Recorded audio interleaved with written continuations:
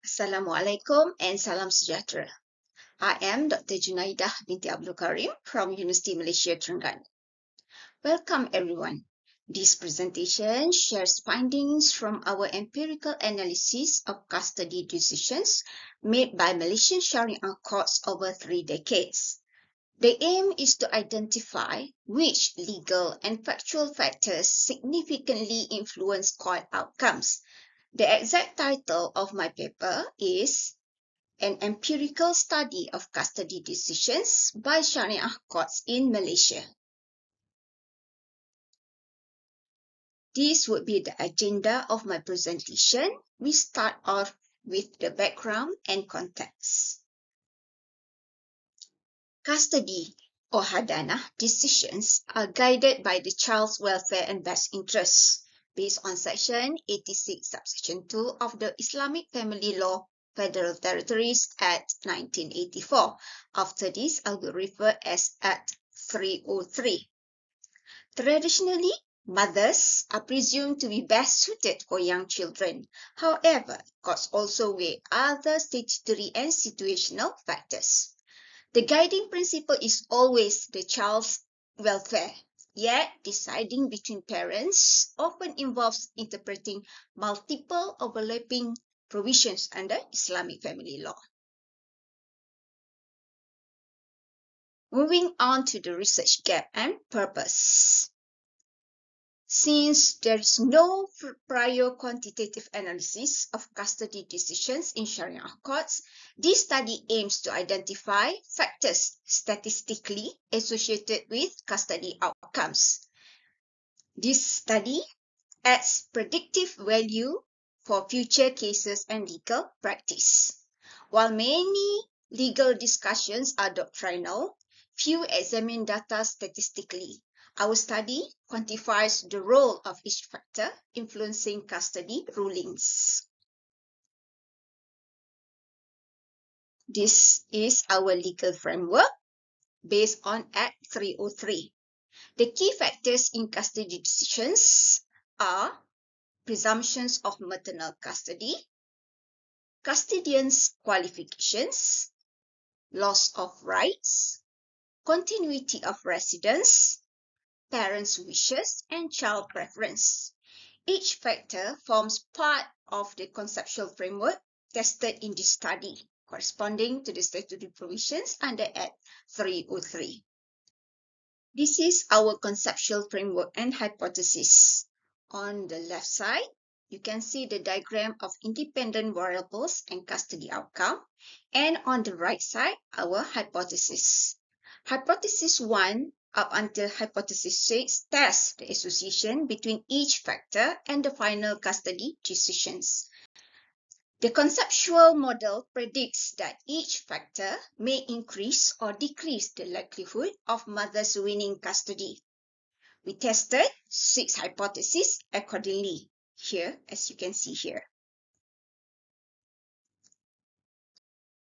Moving on to the methodology, we did content analysis of 47 reported cases from 1987 until 2017. We can argue that these 3 decades of cases were sufficient to establish some kind of trends or pattern. The data source is from LexisNexis, CLJ, and also Journal Hukum.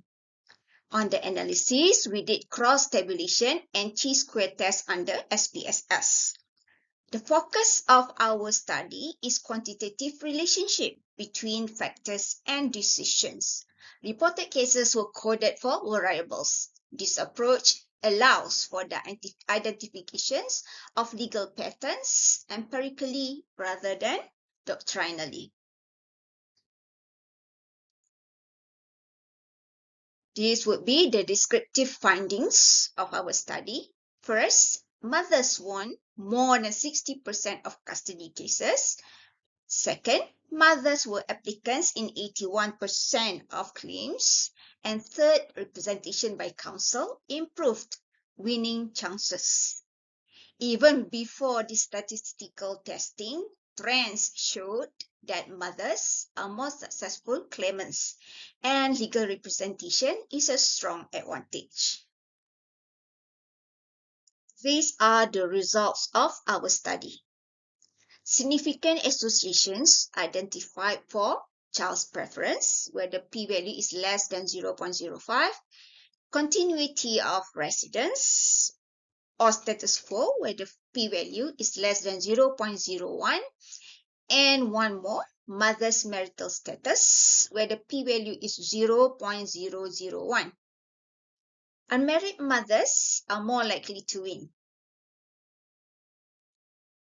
The two strongest predictors of custody outcomes were the child's preference and maintaining continuity of residence. These reflect the child-centered welfare principle. These are the non-significant factors.